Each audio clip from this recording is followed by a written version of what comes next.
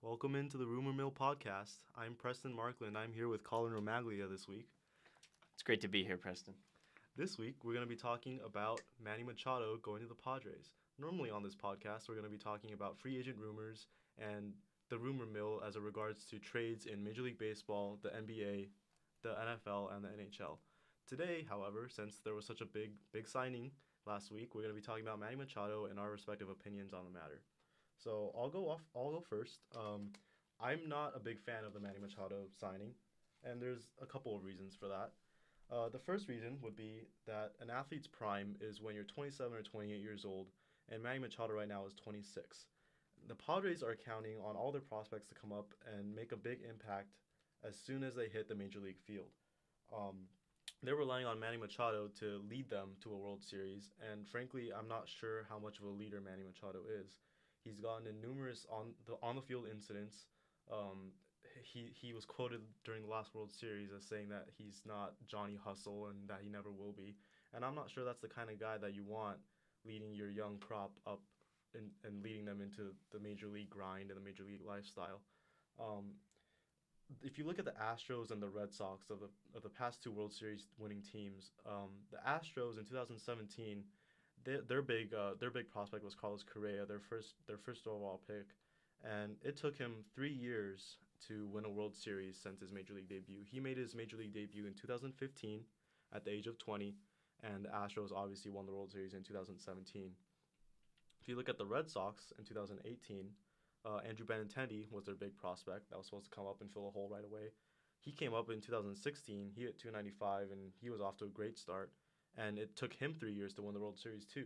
You can't just expect to bring all of these guys up with no established major league talent and win a World Series within 4 to 5 years. The Astros already had a bunch of pieces in place, as did the Red Sox. They didn't bring these guys up as rookies and expect them to contribute as big parts of their team.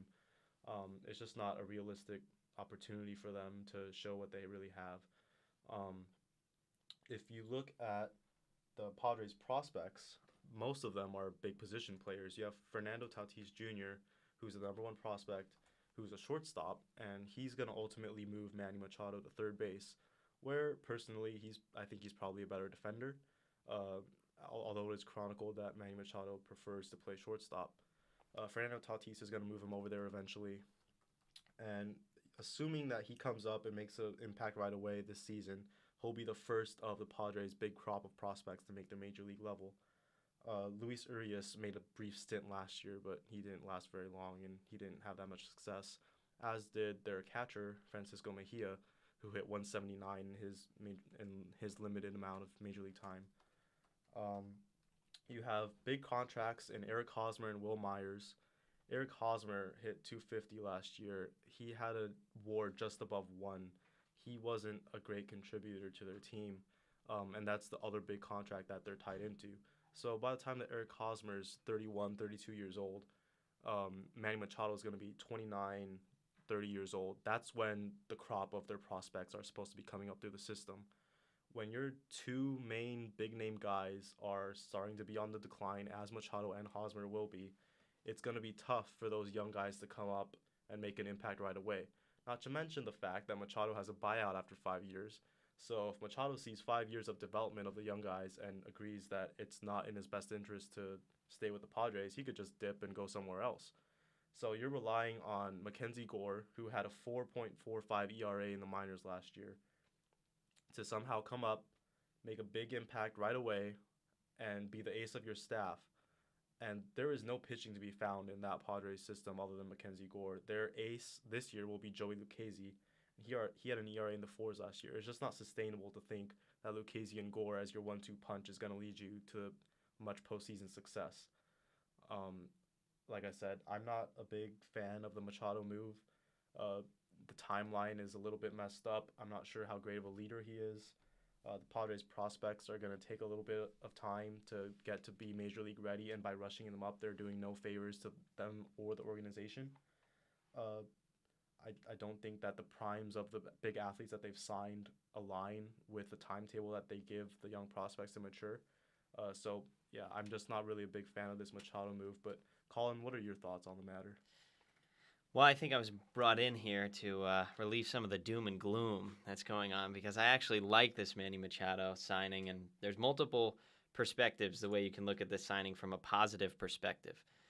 First and foremost, Manny Machado was clearly one of the biggest free agents in this offseason. One of the most sought-after free agents. I personally liked him as a better investment as opposed to Bryce Harper. So clearly, the Padres, they had a chance to go after either Harper or Machado. They end up getting Machado. I think that's the safer investment, and I think it's definitely the person you put your chips on.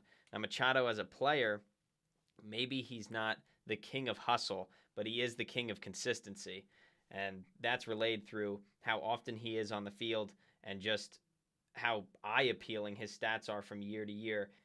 2015 all the way through 2018, he has played 156 games or more. Clearly will be on the field every day, and in that same span of time, he has yet to have a season where he hits under 33 home runs. So you're certainly getting a lot of pop, and he also tends to hit around 300. So he's an average guy, but also someone you could stuff in the middle of the order and bring a lot of runs home, which is something that the San Diego Padres are definitely going to need this upcoming year because last year it wasn't great for them. Another way to look at this is both the Diamondbacks and Giants, I would argue, got weaker in the offseason. So there is an opportunity, even though the Padres are young, to, in this first year of Manny Machado's contract, there's a fairly large opening for them to finish third in this division. The Dodgers and the Rockies are primed for playoff pushes. But as time wears on, those will probably give out, and there is gonna be a chance, I feel like, for the Padres. Another thing to look at this is from their roster perspective.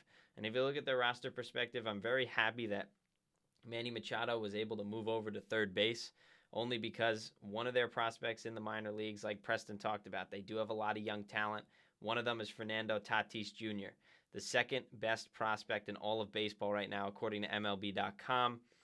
He is a shortstop, multi-talented person. He's great defensively. He's great offensively, and he really just needs a chance to crack in. He's receiving a lot of hype, maybe not to the similar level that Chris Bryant had when he was on the Cubs, but certainly people are itching to see him play, and I expect them to call Fernando Tatis Jr. up this year. Manny Machado is going to provide a safe spot in the order, and he should better those around him. Manny Machado is now clearly the highest paid player on the team. The Padres go back-to-back years handing out really big contracts. They get Eric Hosmer for a measly 8-year contract, which was worth upwards of $144 million. And now you have Manny Machado, 10 years, $300 million. I know he can leave after 5 years if he chooses to do so, but at $30 million a year, I don't think another team, once he's 31 years old, is really going to want to pay $30 million for Manny Machado.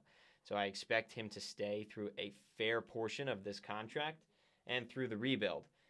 And the biggest problem for the Padres last season, if you ask me, was that the person that they invested in, Eric Hosmer, had a terrible first year in a Padres uniform. Like Preston mentioned, he had 253. He only had 18 home runs and 69 RBIs, certainly not someone they really would have wanted. However, Manny Machado's signing is going to take all the media attention and everything that was plaguing Hosmer last year. It's going to take that off of him. So Hosmer, a very consistent hitter on the Kansas City Royals, should have a lot less pressure this year, and that should result in a better bounce-back year in 2019. So all of this combined, yes, the Padres are locking up a lot of money, but they're now betting in safer investments in Machado and Hosmer the past 2 seasons than they did in 2015 when they tried to throw together a James Shields, Craig Kimbrell, Justin Upton, Matt Kemp catastrophe that didn't even work out, and they still finished in the bottom half of their division. So this is certainly a smart investment, and going forward, even though maybe we might not see huge results in the first season, over time, this signing is going to be huge for the Padres. All right, thank you, Colin. Thank you for coming on this week. Next week, we'll be talking about hopeful Bryce Harper signing. There's some reports of some new markets in the hunt for Bryce Harper this week. Please join us next week when we talk about more free agent signings, hopefully, and where they'll probably end up going, and if we like them or not, here on the Rumor Mill podcast. Thank you for joining in.